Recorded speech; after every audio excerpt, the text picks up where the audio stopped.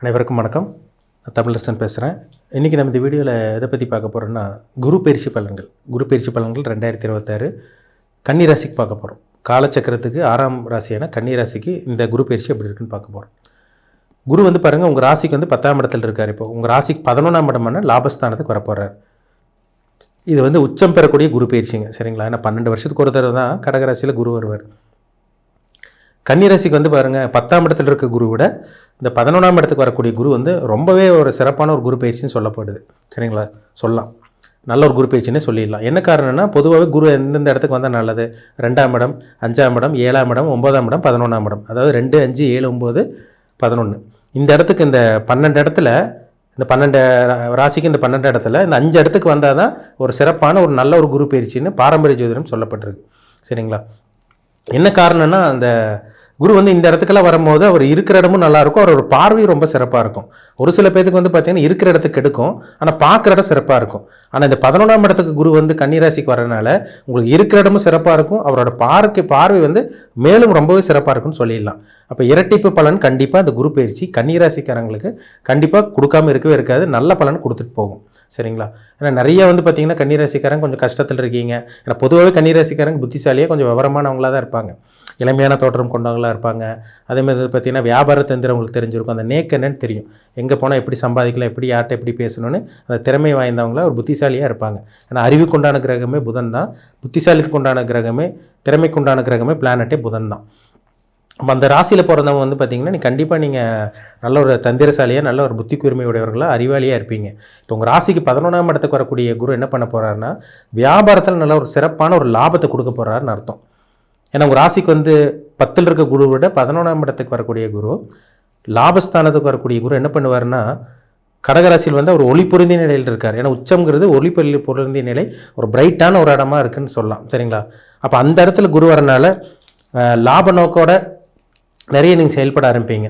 ஒரு பிஸ்னஸ் பண்ணுறோம், இல்லை நிறைய லாபத்தை சம்பாதிக்கணும், அந்த லாபம் உங்களுக்கு கிடச்சிரும்.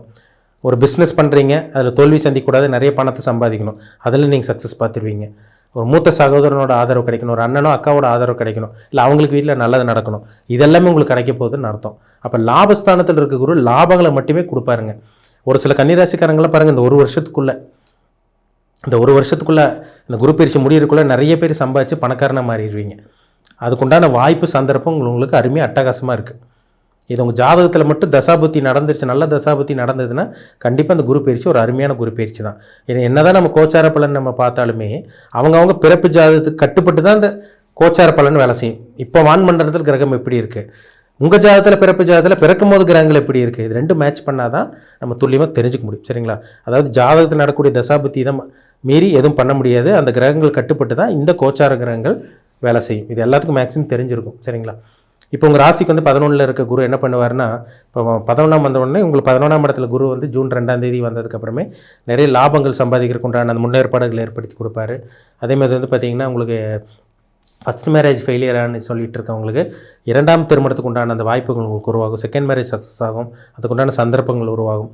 அதேமாதிரி பார்த்திங்கன்னா அண்ணனோ அக்காவாக இருக்காங்கன்னா, வீட்டில் அண்ணனோ அக்காவாக இருக்காங்கன்னா அவங்க மூலமாக சில உதவி, ஹெல்ப், இந்த மாதிரி விஷயங்கள்லாம் உங்களுக்கு கிடைக்கும். ஆசைகள் நிறைவேறும். பொதுவாக 11ல் குரு வந்துட்டாலும் உங்கள் ஆசைகளை பூர்த்தி செஞ்சுக்க முடியும். வேணுங்கிற பொருள் வாங்கலாம், வேணுங்கிற இடத்துக்கு போகலாம், இஷ்டப்பட்ட இடத்துக்கு போகலாம், ஆசைப்பட்ட கனவுகள் நிறைவேறும். ஏன்னா அதனால தான் லாபஸ்தானத்தில் இருக்க குரு லாப குருவோ அதிர்ஷ்ட குருவோ உங்களுக்கு வேலை செய்யணும்னு அர்த்தம். அப்போ இதெல்லாம் உங்களுக்கு சிறப்பாக இருக்குங்க. அப்போ அவர் எங்கே பார்ப்பார்? உங்கள் ராசிக்கு 5ஆம் பார்வையாக 3ஆம் இடத்தை விருச்சகத்தை பார்க்குறாரு. 7ஆம் பார்வையாக உங்கள் ராசிக்கு 5ஆம் இடத்தை பூர்வ புண்ணியஸ்தானத்தை மகரத்தை பார்க்குறாரு. 9ஆம் பார்வையை உங்கள் ராசிக்கு 7ஆம் இடத்தையும் பார்த்தீங்கன்னா மீன ராசியை பார்க்குறாரு. அப்போ இதுவும் உங்களுக்கு சிறப்பு தான். இருக்கிற இடமும் உங்களுக்கு நல்லா இருக்குது, பார்க்குற இடமும் ரொம்ப சிறப்பாக இருக்குன்னு சொல்லலாம். அப்போ 3ஆம் இடத்தை முயற்சி ஸ்தானத்தை பார்க்குறதுனால நீங்கள் என்ன முயற்சி எடுக்கிறீங்களோ, நீங்கள் எப்பேற்பட்ட முயற்சி எடுக்கிறீங்களோ அந்த முயற்சியில் உங்களுக்கு தோல்வி கிடையாது. கண்டிப்பாக அந்த குரு உங்களுக்கு வெற்றி கொடுத்துட்டு தான் போவார். தன்னம்பிக்கை இடத்துல தைரியத்தை குறிக்கிற இடத்தையே குரு பார்க்குறதுனால ஒரு விடாமுயற்சியோடு செயல்பட போகிறீங்க, ஒரு உத்வேகத்தோடு செயல்பட போகிறீங்க. அதுவும் 5ஆம் இடத்தையும் குரு பார்க்குறாரு. 5ஆம் இடங்கிறது உங்களுக்கு குழந்தை ஸ்தானம். அப்போ குழந்தை பாக்கியம் கிடைக்கும். உங்களுக்கு ட்ரீட்மெண்ட் போயிட்டுருக்குங்க சார், குழந்தை பாக்கியம் வேணும் நாங்கள் வெயிட் பண்ணிகிட்ருக்கோம், பெண்டிங்காக இருக்குன்னு சொல்லிட்டு இருக்கவங்களுக்குலாம் குழந்தை பாக்கியம் உங்களுக்கு சக்ஸஸ் ஆகும். புத்திர பாக்கியம் உங்களுக்கு கிடைக்கக்கூடிய இந்த வாய்ப்புகள் உங்களுக்கு இந்த டைமில் உருவாகும், குழந்தை கிடைக்கும். அதேமாதிரி பூர்வீக சொத்தில் இருந்த அந்த பிரச்சனைகள், கஷ்டங்கள், தடை இதெல்லாமே உங்களுக்கு நிவர்த்தி ஆகும்னு சொல்லிடலாம், சரிங்களா? ஆன்மீக சிந்தனை, ஆன்மீக எண்ணங்கள் இந்த டைம் கன்னிராசிக்காரங்களுக்கு ரொம்பவே அதிகரிக்க போகுதுன்னு சொல்லலாம். இதெல்லாம் ஒரு சிறப்பான ஒரு காலம் தான். சரிங்களா? அப்போ புத்திர பாக்கியத்துக்கு பிரச்சனை கிடையாது. லவ் பண்ணிகிட்டு இருக்கவங்களுக்கு லவ் மேரேஜ் சக்ஸஸ் ஆகும். அரேஞ்ச் மேரேஜ் ட்ரை பண்ணிகிட்டு இருக்கீங்க, அரேஞ்ச் மேரேஜ் பார்த்துட்டு இருக்கீங்க, அதில் உங்களுக்கு பிரச்சனை கிடையாது. இது எல்லாமே உங்களுக்கு சாதகம் தான். 7ஆம் இடத்தையும் குரு பார்க்குறாரு, சொந்த வீட்டையே பார்க்குறாரு. அப்போ முதல் திருமணத்தில் தோல்வி அடைஞ்சவங்க 2ஆம் திருமணம் சக்ஸஸ் ஆகும். 2ஆம் திருமணம் பண்ணுறதுக்காக வாய்ப்புகள் உருவாகும். இல்லை முதல் திருமணமே நடக்கலைங்க சார், எங்களுக்கு ரொம்ப கஷ்டத்தில் இருக்கும், நிறைய பேர் எங்களை கேலி கிண்டலுக்கு ஆளாக்குற மாதிரி பேசுகிறாங்க, அசிங்கப்படுத்துகிறாங்க, அவமானப்படுத்துகிறாங்க, சொந்தக்காரங்க முன்னாடி தலை குமிஞ்சு நிற்கிறோம், எங்களை விட வயசு கம்மியாக இருக்கவங்களுக்கு கல்யாணம் ஆகிடுது, எங்களுக்கு கல்யாணம் ஆகலன்னு சொல்லி புலம்பிட்டு இருந்தவங்களுக்கெல்லாம் இந்த டைம் அவங்களுக்கு கல்யாணம் நடக்கும். இந்த மாதிரிலாம் 7ஆம் இடத்தை பார்க்குற குரு ஏற்படுத்தி கொடுப்பார். இதெல்லாம் சாதகமாக இருக்குங்க. முக்கியமாக 7ஆம் இடத்தை குரு பார்த்தா என்ன நடக்கும்? திருமணம் நல்லாயிருக்கும், கூட்டு தொழில் நல்லாயிருக்கும், நண்பர்கள் அறிமுகமாவாங்க, பழைய நண்பர்கள் விட்டு விலகினவங்க திரும்பி வருவாங்க, புதிய நண்பர்கள் உங்களுக்கு அறிமுகமாவாங்க. ஏன்னா சனி 7ஆம் இடத்துல இருந்தால் கெட்ட சவகாசம், கெட்ட நண்பர்கள் 7ஆம் இடத்துல பார்க்குறனால இந்த மாதிரி விஷயங்கள் நடக்கும். குரு 7ஆம் இடத்தை பார்த்தா அப்படியே ஆப்போசிட்டாக நடக்குங்க. நல்ல நண்பர்கள், நல்ல நட்பு, நல்ல சவகாசம், ஒரு உதவி செய்கிற நண்பர்கள், இந்த மாதிரி விஷயங்கள் தான் 7ஆம் இடத்தை பார்க்கக்கூடிய குரு ஏற்படுத்தி கொடுப்பார். அப்போ கவலைப்பட வேண்டாம். இந்த டைம் கன்னிராசிக்காரங்க நீங்கள் பார்த்திங்கன்னா உத்திர நட்சத்திரம், அஸ்த நட்சத்திரம், சித்திரை நட்சத்திரம், அந்த 3 நட்சத்திரத்தில் தான் பிறந்திருப்பீங்க. உங்கள் நட்சத்திரம் என்னென்னு பாருங்கள். உங்களுக்கு நட்சத்திரத்துக்கு உண்டான தசாபுத்தி, அந்த கிரகங்களோட தசாபுத்தி உங்கள் ஜாதகத்தில் சாதகமாக இருக்கா பாதகமாக இருக்கான்னு பாருங்கள். இது ரொம்ப முக்கியம். அது கட்டுப்பட்டு தான் இந்த கோச்சார குரு உங்களுக்கு வேலை செய்யும், உச்சம் பெறக்கூடிய குரு உங்களுக்கு வேலை செய்யும். ஆனால் பொதுவாக பார்க்கும்போது உங்களுக்கு பார்த்திங்கன்னா இந்த குரு பயிற்சி உங்களுக்கு சிறப்பான ஒரு குரு பயிற்சியாக இருக்குன்னே சொல்லிடலாம். ஏன்னா 7ஆம் இடத்துல வேறு உங்களுக்கு சனி ஒரு பக்கம், 7ஆம் இடத்துல சனி இருக்கார். உங்கள் ராகு பாருங்கள், உங்கள் ராசிக்கு பார்த்திங்கன்னா 6ஆம் இடத்துல ராகு இருக்கார். அவர் உங்களுக்கு டிசம்பரில் பயிற்சி ஆயிடுவார். உங்கள் ராசிக்கு 5ஆம் இடத்துக்கு வருவார்.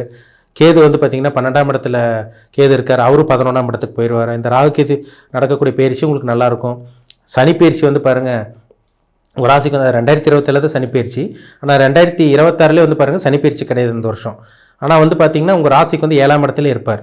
அப்போ இந்த 7ஆம் இடத்துல இருக்கக்கூடிய சனி திருமணத்தில் கசப்பு, நண்பர்கள் விஷயத்தில் கசப்பு, கூட்டுத்தொழிலில் கசப்பு இருந்து வந்தவங்களுக்கு இந்த குரு பார்வை உங்கள் ராசிக்கு 11ஆம் இடத்துல இருக்க குரு உங்கள் ராசிக்கு 7ஆம் இடத்தை பார்க்குறதுனால அந்த நட்பு வட்டாரம் நல்லாயிருக்கும், உங்களுக்கு கூட்டுத்தொழில் நல்லாயிருக்கும், நண்பர்கள் விஷயத்தில் அந்த சங்கடங்கள் கஷ்டங்கள் இருக்காது, திருமண வாய்ப்பு கைக்கூடி வரும், பிஸ்னஸ் நல்லாயிருக்கும். இதெல்லாமே உங்களுக்கு சிறப்பாக இருக்குன்னு சொல்லிடலாங்க. சரிங்களா? அதனால் கவலைப்படாதீங்க. கன்னிராசிக்காரங்களுக்கு ஜாக்பாட் அடிக்கக்கூடிய, செல்வந்தராகக்கூடிய, பணக்காரனாக மாறக்கூடிய அத்தனை அமைப்பும் இந்த குரு பயிற்சி உங்களுக்கு கொடுக்க போகுது. பயன்படுத்திக்கிங்க. இது ஒரு நல்ல ஒரு குரு பயிற்சி தான். சிறப்பாக இருக்க போகிறீங்க, நல்லா இருக்க போகிறீங்க, அதில் மாற்றமே கிடையாது. உங்கள் ஜாதகத்தில் நல்ல தசாபுத்தி மட்டும் நடந்துச்சுன்னா இந்த டைம் உங்களுக்கு நீங்கள் கொடுத்து வச்சவங்கள ஒரு அதிர்ஷ்டம் நிறைந்த ஒரு வாழ்க்கையை வாழ போகிறீங்கிறதுல மாற்றமே கிடையாது. உங்கள் பிறப்பு ஜாதத்தை செக் பண்ணிக்கோங்க, என்ன கிரகங்களோட தசாபுத்தி போகுதுன்னு பாருங்கள், அது ரொம்ப முக்கியம். மீண்டும் அடுத்த பதிவில் சந்திக்கும் வரை உங்களிடமிருந்து விடைபெறுவது உங்கள் ஜோதிடர் தமிழரசன். நன்றி, வணக்கம்.